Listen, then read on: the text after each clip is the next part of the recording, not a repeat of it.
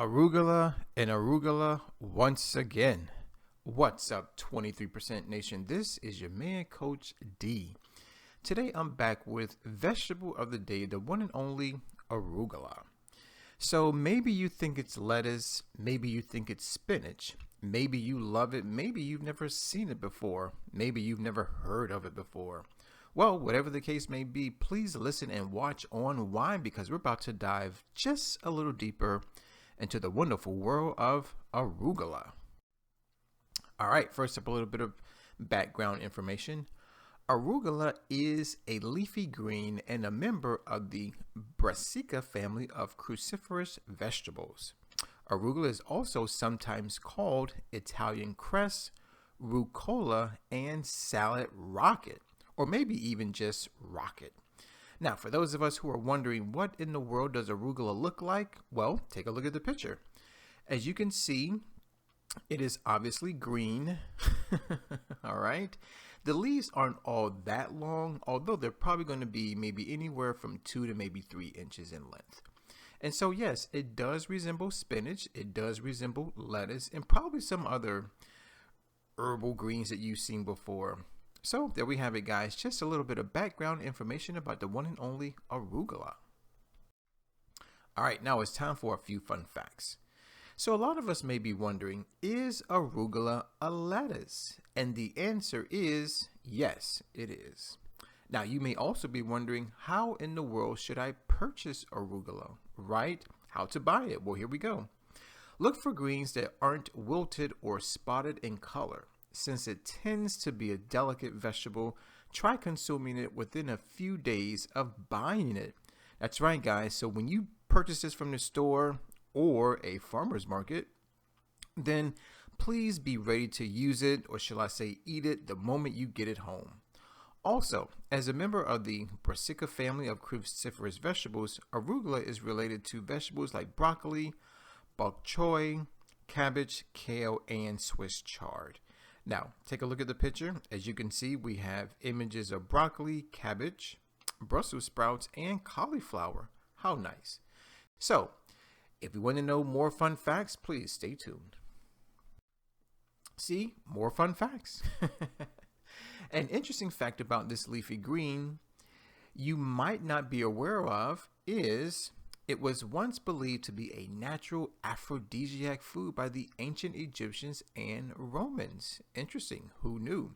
Famous authors even wrote about arugula nutrition benefits, stating that this veggie had the ability to excite the sexual desire of drowsy people.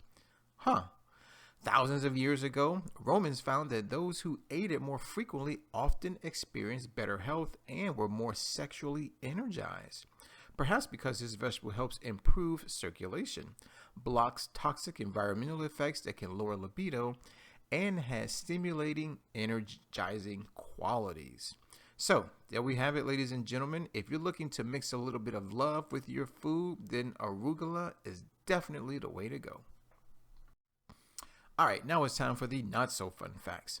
Arugula isn't known to be a common allergen or to cause side effects or reactions in many people. And because it's such a low-calorie, low-sugar vegetable, it's virtually impossible to overeat these greens. So there you have it, guys. 100% no side effects.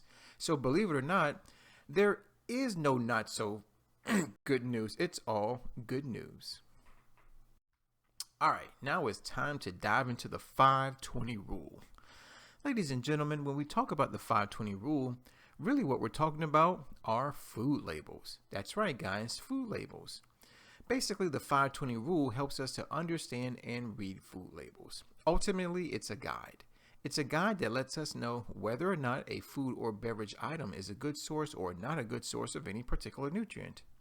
Now, specifically, when we talk about the 520 rule, we're really talking about percent daily value, abbreviated percent DV. Now, let's take a look at our sample food label. As you can see, it is divided into 3 main parts. We have the purple portion, which basically represents the percent daily value column. We have the yellow portion, and then we have the light blue portion. So at this time, we'll go portion by portion. So first, let's talk about the percent daily value column. Now, as you can see, percent DV is represented by a percentage that can be as low as 0% to as high as 100%. So basically, there's a range. Now, let's talk about the yellow portion. The yellow portion basically highlights a few nutrients that unfortunately do a lot of harm to the human body.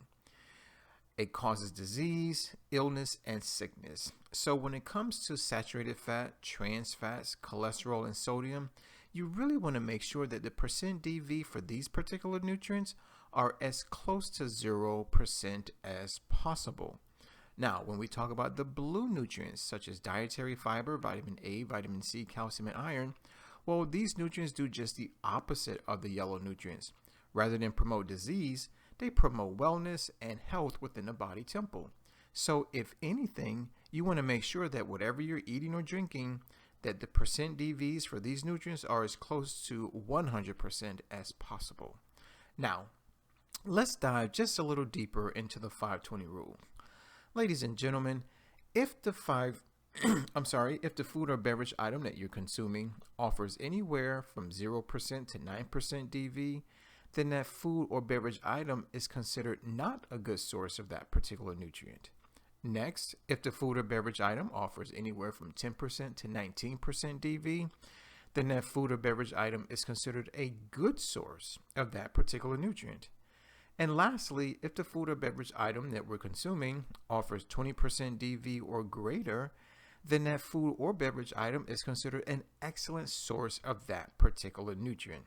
So there we have it, guys, the ins and outs about the 520 rule. All right, now it's time to dive into the nutrition facts. In other words, what nutrients does arugula have? Now, in order for us to determine that, well, we have to look at a serving. And so for today's lecture, we're going to say that a single serving of arugula is equal to only half a cup of raw arugula, not cooked. So here's what we're going to get when we only eat half a cup. Only 2.5 calories, that's not a lot, 0.4 grams of carbohydrates, 0.3 grams of protein. And once again, a lot of people don't think that leafy greens have protein. Well, they do, as you can clearly see. 0.1 gram of fat, 0.2 grams of fiber, nice. Now, when it comes to the vitamins and minerals, let's first start with vitamin K. Coming in at 14% DV, good source. Next up is vitamin A, coming in at only 5% DV, not a good source. Vitamin C, folate, and calcium all coming in at a lowly 2% DV. So, unfortunately, a single serving of raw arugula is not a good source of vitamin C, folate, or calcium. Why? Because it's only 2%. So there we have it, ladies and gentlemen, the nutrition facts about the one and only arugula. All right, now it's time to dive into the health benefits. But before we do, Coach D wants to offer you just a little something special. Ladies and gentlemen, now that we're talking about the health benefits, I think it's appropriate that we talk about the principle of cause and effect, which basically states that every cause has its effect and every effect has its cause. There really is no such thing as chance and or luck. In other words, everything happens for a reason. That's right. So if you have a disease, well, chances are you caused it, versus if you're healthy, you actually caused that too. So in talking about the health benefits, I want to let you know that essentially the health benefits are technically the effects. The question is, what causes these health benefits?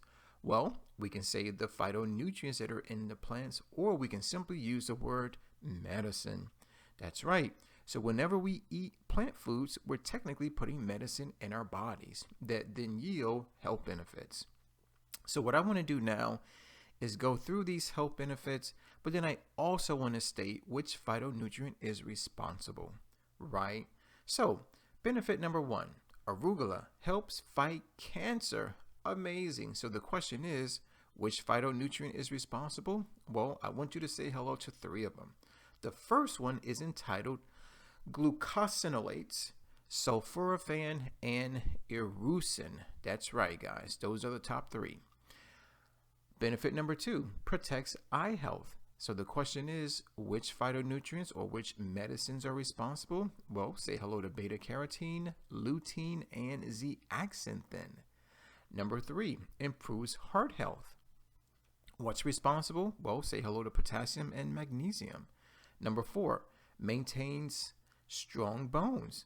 Which phytonutrient is responsible? Well, say hello to vitamin K. Number 5, aids in weight loss. That's right, guys, weight loss. What's responsible? Nutrient-dense, low-calorie food. Has less than 20 calories per cup. And we cannot forget about fiber. Nice. Number 6, improves digestion. So the question is, which phytonutrient is responsible? Well, ladies and gentlemen, it is an alkaline food, which basically helps to take our bodies away from being too acidic. Also, it's a high water content food at that.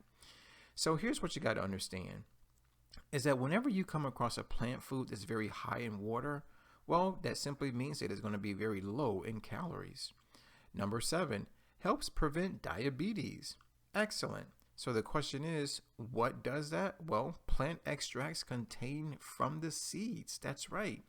So if you ever come across arugula seeds, don't spit them out. If anything, eat them. Number 8, reduces skin inflammation and infections. Well, which phytonutrients, which medicines do that? Well, it's the fatty acids that are in the arugula. Benefit number 9, supplies important vitamins and minerals such as folate and manganese.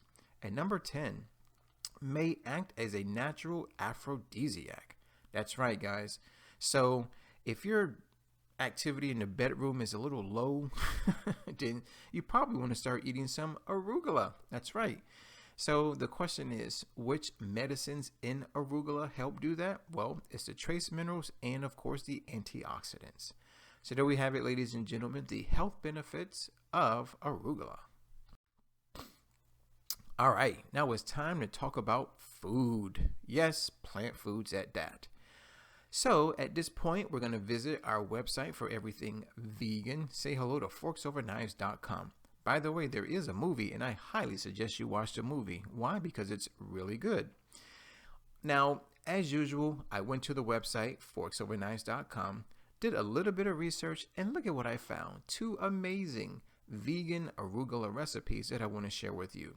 So the first one is entitled Mediterranean Chickpea Burgers. Take a look at that picture. Looks delicious. And then the second recipe is Mediterranean Shaved Asparagus Salad. Take a look at that picture. Looks delicious, yes. Now, if you are at all inspired and motivated to make either one of these dishes, all you have to do is click on the description box. Why? Because I'm providing you with a direct link to both recipes. That's right. Now, when you get to the website, you're going to notice a lot of great information, such as cooking time, instructions, and of course, an ingredient list. So do me a favor, click on the description box, click on the link, make the dish, taste the dish, come back to the video and share your thoughts. So there we have it, ladies and gentlemen, not 1, but 2 delicious vegan arugula recipes from forksoverknives.com. All right. 23% Nation, I hear you. A lot of you say, well, Coach D, thanks for the fun facts. Coach D, thanks for the not so fun facts and the nutrition facts. But what I really want to know is, when in the world should I eat more arugula? Well, ladies and gentlemen, if that's your question, then I got to tell you that the best day, and I do mean the best day to eat more arugula, is Nature Day. What? Nature Day? Oh, yes, good old Nature Day. Guys, here's what we need to understand about Nature Day, is that Nature Day is the first day of the 23% challenge. Now, you may not know what the challenge is. You may have been living under a rock, and it's okay. In a nutshell, the 23% challenge is a monthly 7-day wellness program that is designed to help improve your health, your wealth, your relationships. Oh, and it also helps to save good old planet Earth. Now, here are 2 things that we need to know about the challenge. Number 1, it's monthly, meaning every month, January through December, and that it's only 7 days long. Well, it happens to be the first 7 days of every single month. So, being that Nature Day is the first day of the challenge, That simply means that Nature Day is the first day of every month. So whether it's July 1st, September 1st, or even December 1st, it's always Nature Day. Okay, so now that you're probably at least interested, or maybe you are intrigued by Nature Day, you probably want to know what it's really about, right? Well, here we go. Guys, Nature Day is all about getting closer to nature through food, but specifically plant foods. So ladies and gentlemen, Nature Day is all about eating more plants. That's right. Now, I do understand that this could be rather difficult for some people. So why don't we start out with baby steps? So how about this? What if you were to only eat plant foods before 12 p.m.? Therefore, after 12 p.m., you can eat whatever you want to eat. Or if before 12 p.m. doesn't work for you, then what about after 12 p.m.? That way, before 12 p.m., you can eat whatever you want to eat. Now, some of us may want to up the ante just a little bit, and we may want to try to become a 3% vegan, right? Well, that's anyone, man, woman, or child, who only eats plant foods and drinks only water only one day out of an entire month. Then we have a 10% vegan, which is anyone, man, woman, or child, who only eats plant foods but drinks only water only 3 days out of an entire month. Then we have a 17% vegan, which is any person, man, woman, or child, who only eats plant foods and drinks only water only 5 days out of an entire month. And lastly is the ultimate 23% vegan, which is what Coach D considers himself to be. That's right, guys. I am a 23% vegan, and what does that mean? It simply means that for the first 7 days of every month, I only eat plant foods and I only drink water, right? So now the question is, which plant foods do you eat, Coach D? Well, it's easy. I only eat from the 5 food groups of plant foods, and they happen to be all fruits, all vegetables and herbs, all nuts and seeds, all legumes, meaning beans and peas, and let's not forget about the 5th food group, whole grains. So there we have it. We now know the ins and outs about Nature Day. Okay, now a lot of us may have another question, which is, who is Nature Day for, right? I mean, what type of person would be interested in only eating plant foods? Well, maybe you have been stricken with the big 4. And what I call the big 4 are heart disease, obesity, cancer, and good old type 2 diabetes. Or you may have skin issues such as eczema, psoriasis, pimples, and acne. And maybe you're looking for a natural, holistic approach to your healing. Maybe you have digestive issues such as constipation or maybe IBS. Maybe you have mental issues such as depression, anger, mood swings, can't quite concentrate, right? And you're looking for a natural, holistic approach to your healing. Well, ladies and gentlemen, it's definitely time to eat more plants. Or maybe you want to lose some inches from your hips and your waist. You may want to try the vegan lean program.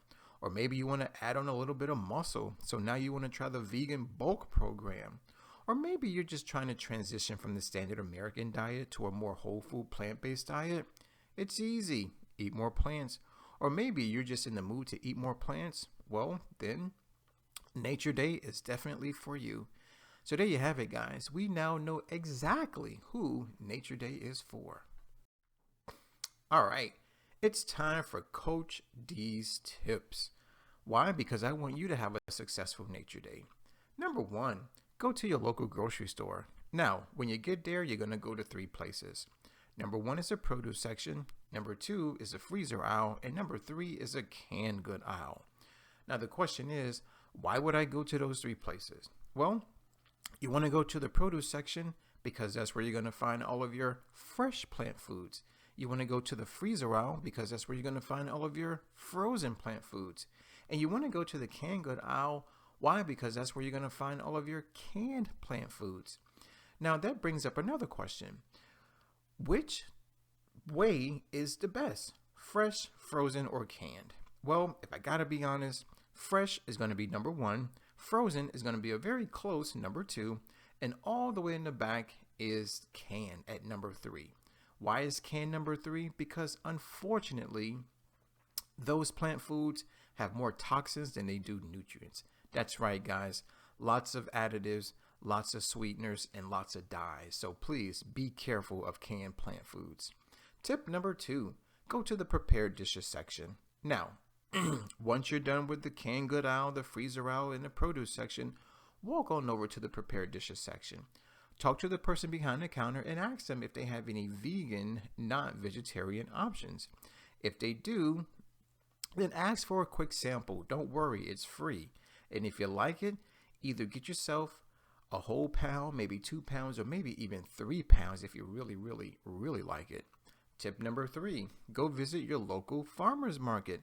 That's right, guys. Farmers markets are amazing. Why? For a few reasons. Number 1, their produce is cheap. Number 2, the produce is non-GMO, all natural. That's right, guys.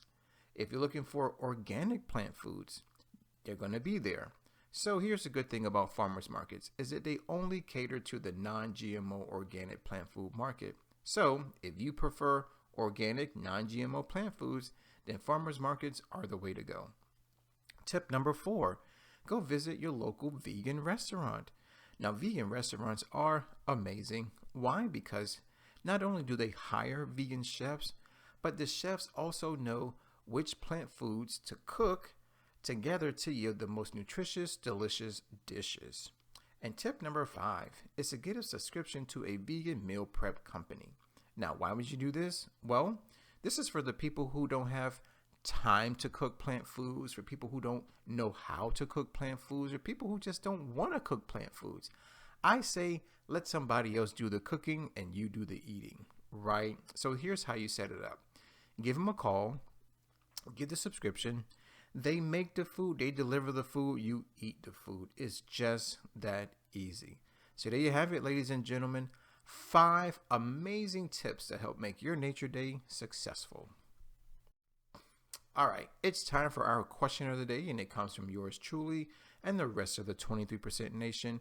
We want to know, true or false? In ancient times, arugula was believed to be a natural aphrodisiac food. So is that true or is it false? Now, I believe I presented this information earlier in the video. So if you got it, good. If you didn't, hit rewind. Oh, and by the way, please write your answer in the comment box below.